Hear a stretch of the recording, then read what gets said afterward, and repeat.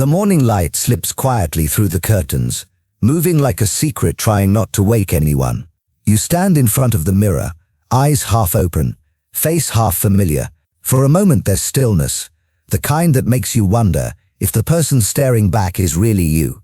The reflection blinks when you blink, smiles when you smile, but something feels off, as if those gestures have been practiced too many times. You tilt your head, searching for something real, but what you see looks performed like an actor who's forgotten where the role ends and real life begins. When did that happen? When did life become a routine you never actually chose? From the moment we open our eyes to the world, a script starts forming around us. Parents teach us what's polite, teachers define what's right, society decides what's beautiful, successful, acceptable. We grow up collecting invisible rules, when to speak and when to stay quiet, what to reveal and what to hide. Each rule comes wrapped in either love or fear. Be kind but not too honest. Be confident but not too loud. Be strong but never weak. Slowly, without noticing, we start following those lines as if they were laws of nature. We don't question them, we just perform them. Everyday life turns into a kind of stage. The man at work laughs at jokes that make him uncomfortable, because silence might look strange. The mother hides her exhaustion behind the practiced phrase, "I'm fine," because the world rewards strength over honesty. The friend who feels broken still posts pictures of sunsets and smiles. It's easier to seem grateful than admit despair. Even the influencer who sells happiness to millions scrolls through her own loneliness when the camera turns off. We keep pretending everything is fine because the world applauds performance louder than truth. Over time, we get good at it. We learn to adapt, to mold ourselves into what others expect. That adaptability helps us survive, it helps us belong. But what starts as protection soon becomes a prison. The more we perform, the less we remember what it feels like to be unscripted. Laughter becomes automatic. Emotions feel distant. Even joy starts sounding like a line we've repeated too many times. Somewhere along the way, the act becomes the identity, and something inside begins to fade. Carl Jung once described this survival mask as a necessary part of the psyche, a face we wear to meet the demands of society. He called it the persona. It helps us function, shielding us from the chaos of raw emotion and unfiltered instinct. But the danger begins when the persona hardens, when we forget it's just a layer, not the soul beneath. When we start believing the costume is the person, that's when the inner voice begins to suffocate under layers of practiced confidence, politeness, and composure. You can feel it sometimes, that faint rebellion from within. It shows up in the quiet, when there's no one left to perform for. It's the discomfort that follows achievements that should have made you happy, but didn't. The emptiness that lingers after applause. The question that returns when all distractions fade. If everything looks right from the outside, why does it still feel wrong inside? Most people silence that voice. They drown it in busyness, in scrolling, in endless conversations about nothing. But the voice never disappears. It waits for cracks to appear, for that fragile moment when the mask slips and truth breaks through. And in that instant, when the performance falters and the mirror grows heavy, you might finally sense what's been missing all along. The reflection changes, not in form, but in presence. The eyes staring back no longer look lifeless. They look tired, pleading, human. Beneath the layers of strength and smiles, something real is still alive, still waiting to be seen. That's where awareness begins, the moment you realize you've mistaken the surface for the self. The mirror doesn't lie about how you look, it lies about who you are. Somewhere behind that reflection, hidden in silence, lives a version of you that never stopped trying to speak. You just forgot how to listen. Somewhere in the architecture of the mind, there's a door that hasn't been opened in years. It doesn't creak or draw attention to itself. It simply waits, quiet, patient, covered in dust. Behind it lies everything we swore we'd never feel again, the memories we refused to revisit, the emotions we locked away just to keep functioning. Most people never step inside that room. They walk past it every day, pretending not to notice the faint hum behind the walls. But every now and then, in a sudden wave of anger, a dream that makes no sense, or a silence that feels too loud, something from inside tries to remind them it's still there. Carl Jung called this hidden chamber the shadow. It isn't a dark force from the outside. It's the part of us we've exiled, not because it's evil, but because someone once told us it was unacceptable. The shadow holds every impulse we denied, every ounce of anger we swallowed, every desire we shamed, every fear we buried, and even the tenderness we were taught to hide. It's the attic of the psyche, filled with forgotten fragments of who we were before the world demanded we become normal. It starts early. A child dreams too wildly and is told to be realistic. Another cries easily and hears "stop being weak." An athlete feels fear before a game and is mocked for it. A curious student asks too many questions and gets labeled difficult. Each rejection sends the same message, that certain parts of us don't belong here, so we start to divide ourselves. We push what doesn't fit into that hidden room, and little by little, our light grows dimmer. Society rewards this half-self, the quiet employee who never disagrees, the strong friend who never breaks, the partner who always forgives but never speaks their truth. These people function perfectly, productive but hollow, polite but aching. We celebrate their composure. Yet beneath the surface lies exhaustion, confusion, and a quiet sense that something essential has gone missing. We were told this was maturity. We called it discipline. But in truth, it was disconnection. Here's the paradox. Repression doesn't erase emotions. It just changes their shape. The anger you never express becomes chronic tension. The sadness you ignore turns into fatigue. The jealousy you deny shows up as criticism toward others. What we refuse to face finds new ways to live through anxiety, self-sabotage, or emotional outbursts we can't explain. The shadow never leaves. It simply waits for a moment of weakness to remind us it exists. Think about the times you've lost control over something small, a minor argument, a forgotten promise, a careless word that cuts too deep. The sudden heat, the regret that follows, the confusion about where it came from, that's the shadow breaking through the cracks, trying to deliver a message you've ignored. It's not punishing you, it's trying to be heard. But here's what most people never realize. The shadow isn't only a container of pain, it's also a vault of power. Inside that same locked room lives your creativity, your passion, your sensitivity, your intuition. The raw materials of authenticity are all there, untouched, waiting for permission to breathe. The problem is, we've been trained to fear it.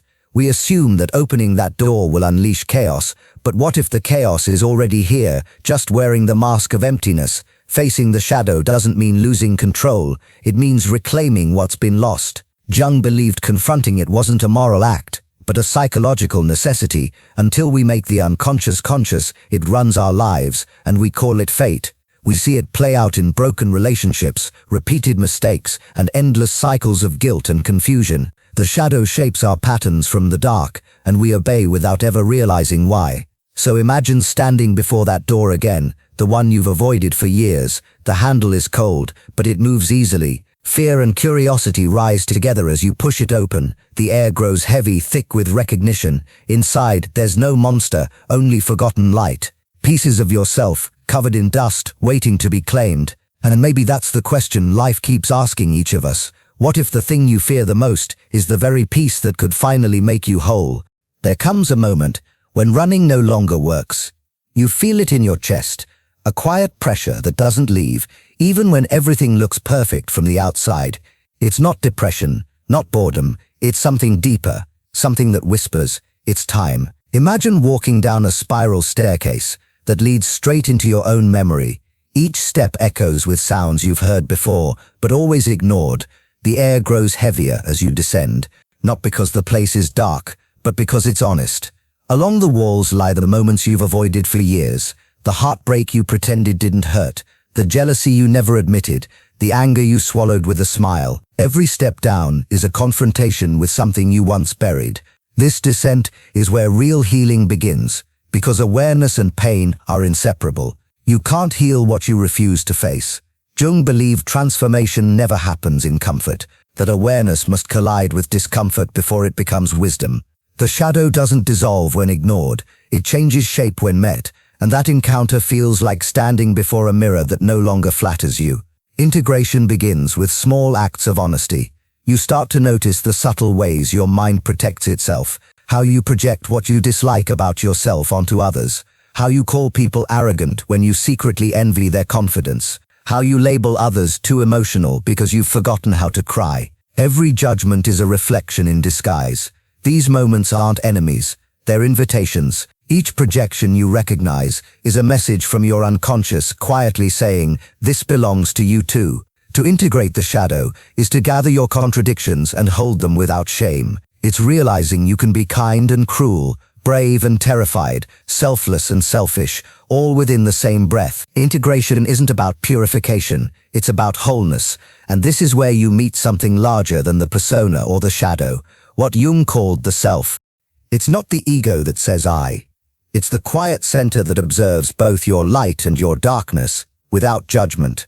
The self is the balance point, the still axis around which your contradictions turn. It doesn't demand perfection, it asks for honesty. When you catch even a glimpse of it, everything that once felt broken begins to make sense. But the road to this inner center isn't smooth. Modern life makes it harder than ever to face ourselves. We chase productivity as proof of worth, mistake attention for love, and call digital validation a sense of purpose. Even spirituality becomes performance, a way to appear enlightened without ever confronting the darkness that real growth requires. We meditate to escape our thoughts, not to understand them. We call that peace, but it's just another mask. Avoidance always has a cost. The more we chase comfort, the more fragile we become. We wake up exhausted, wondering why success feels empty. We scroll endlessly, hoping distraction will feel like connection. We drift from one self-improvement trend to another, like travelers searching for a home that doesn't exist. The fatigue we carry isn't physical, it's moral. We're tired of pretending to be fine. Then something shifts. A pause, a breath, a moment of clarity, when you simply stop wanting to hide. That's where courage begins. Not in grand gestures, but in quiet defiance. You stop editing your emotions. You admit what you feel, even if it's messy, even if it's not spiritual. You stop chasing constant positivity and allow yourself to be human again. And strangely, that honesty, that surrender, feels like freedom. Because in a world obsessed with control, acceptance becomes the purest form of rebellion. It's the courage to be real in a culture that rewards masks. So you keep walking down that spiral staircase, slower now, less afraid. The darkness doesn't seem threatening anymore. It feels alive, familiar. Because somewhere at the bottom you finally understand what the journey was always leading toward. In meeting what you've run from, you meet yourself. Why do you wake from a dream that feels too vivid to ignore? A stranger was there, not threatening, not kind, just watching you, as if they've always known who you are. The setting keeps shifting. A train station, a forest, a childhood home you haven't seen in years, but the feeling stays the same, strangely familiar, impossibly ancient. You shake your head and move on with your day, unaware that the dream wasn't random at all. It was a message from a deeper place, one that speaks in symbols instead of words. Across every civilization, humans have told the same stories without ever meeting each other. A hero leaves home, a mentor appears, a trial breaks him, a rebirth follows. From Greek myths to tribal legends, from Hollywood films to bedtime stories, the same pattern repeats. Why? Carl Jung believed it's because, beneath our individual minds, lies a shared blueprint, a vast network of inherited images and instincts he called the collective unconscious. Within it live the archetypes, universal characters and symbols that shape how we think, love, fight and grow. You can think of them as the hidden architects of human experience. They design the invisible framework of your emotions, long before you're even aware of it. Every choice, every attraction, every fear is subtly pulled by their gravity. We don't invent these forces, we live them. Some people spend their lives building, protecting and creating order.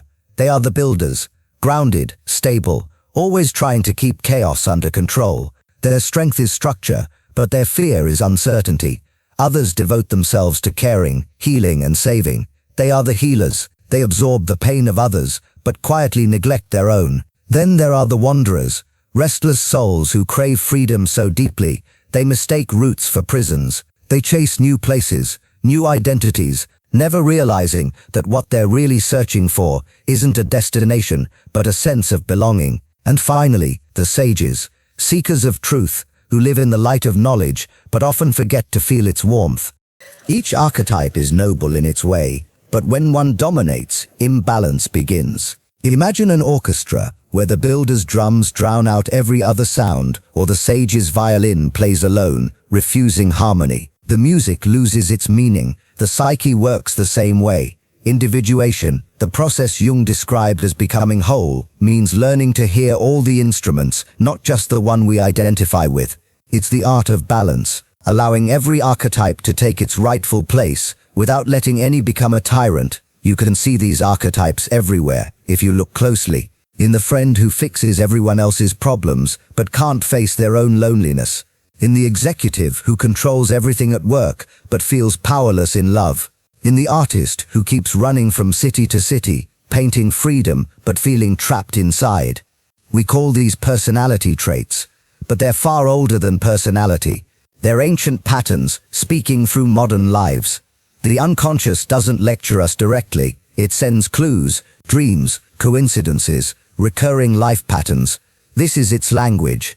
When you fall in love with a stranger who feels strangely familiar, when you keep attracting the same kind of partner, when you find yourself trapped in the same conflict again and again, that's the unconscious staging a lesson until it's finally learned. We can ignore it for years, but it never disappears. It just changes costume and returns in a new form. The moment you start noticing these patterns, something extraordinary happens. The world begins to feel less random. You start seeing meaning where there used to be confusion. You realize your struggles aren't personal flaws, they're symbolic dramas unfolding through you. Awareness doesn't erase the archetypes, but it gives you the power to collaborate with them, instead of being controlled by them. Once you understand that these ancient forces live within you, you stop being a puppet. You become the composer. You can let the builder rest, allow the healer to receive, give the wanderer a home, and teach the sage to listen. The orchestra begins to play again, not in perfect harmony, but in honest resonance. And maybe that's the quiet miracle Jung was pointing to, that beneath every culture, every face, every life story, there exists one shared human language, written not in words, but in symbols. The myths we tell aren't history, they're maps of our inner world, and when we learn to read them, we realize the stranger in the dream was never a stranger at all. It was the oldest part of us, guiding us home. Morning returns, and this time, the light doesn't choose sides. It spills across the room, touching both the bright corners and the places that once hid in shadow. For the first time, you realize it's all the same light. You stand before the mirror again, the same one that once felt foreign, distant, rehearsed. But something's different now. The reflection doesn't need to be perfect. It just needs to be honest. Most people live half awake because facing themselves feels dangerous. They sense that looking inward might rearrange everything they know, and in a way it does. To see the truth of who you are is to risk losing the comfort of who you were. So instead, we stay busy. We fill silence with noise. We build lives around avoidance, chasing distractions to escape what hurts. The tragedy is, the more we avoid our own depths, the smaller life becomes. You can see the cost of this everywhere. The executive who has everything money can buy, but wakes up at 3 a.m. with panic he can't explain. The artist who stares at a blank canvas, paralyzed by a perfectionism that used to feel like passion. The parent who loves deeply, but keeps reliving their unhealed childhood through their children. These aren't rare stories, they're reflections of a shared condition. The quiet split between who we are and who we pretend to be. Jung called this state non-individuation, the failure to become whole. But here's what the world often misunderstands. Individuation isn't a mystical event. It's not a single moment of enlightenment or a final state of perfection. It's a daily practice, a steady conversation between your light and your darkness.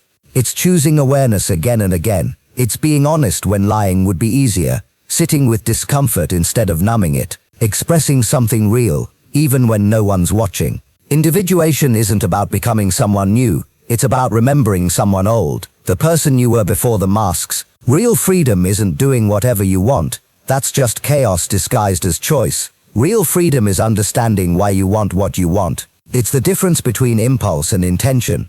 When you begin to see your motivations clearly, the hunger for validation, the fear of rejection, the need to control, you stop being owned by them. You start choosing consciously.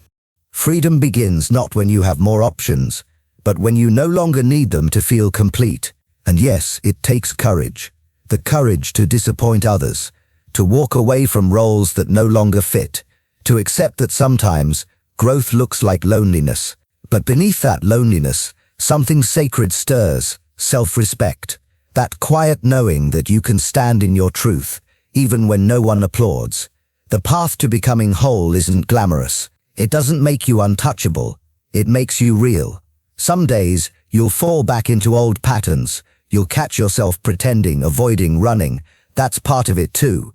The difference now is awareness. You'll notice the mask slipping on, and for the first time you'll have the power to take it off before it hardens again. Wholeness isn't purity, it's inclusion. It's letting your contradictions coexist without war. It's forgiving the parts of yourself you once exiled. The anger, the fear, the jealousy, the doubt, each has its place in the ecosystem of your soul. To deny them is to stay divided. To embrace them is to finally come home. Carl Jung once wrote that people don't become enlightened by imagining figures of light, but by making the darkness conscious. That's the real awakening, not escaping your shadow, but walking beside it. You stop fighting the storm and learn to move with it. You stop begging for peace and realize peace was never the absence of conflict. It was the acceptance of all your parts. Now imagine the mirror once more, the same reflection, but the eyes are different. They no longer hide or seek permission to exist. They see everything, the scars, the softness, the strength, and they don't flinch. For the first time, you recognize the person looking back, not the performer, not the ideal, not the ghost of who others needed you to be, just you. Maybe the purpose of life was never to find yourself at all. Maybe it was to remember the one you stopped being, the one who existed before the noise, before the masks, before the world convinced you to shrink. And when you finally remember that version, the one who feels, who questions, who forgives, life doesn't suddenly become easier, it becomes truer. The world outside doesn't change, but your place within it does. The mirror no longer lies, because you no longer do.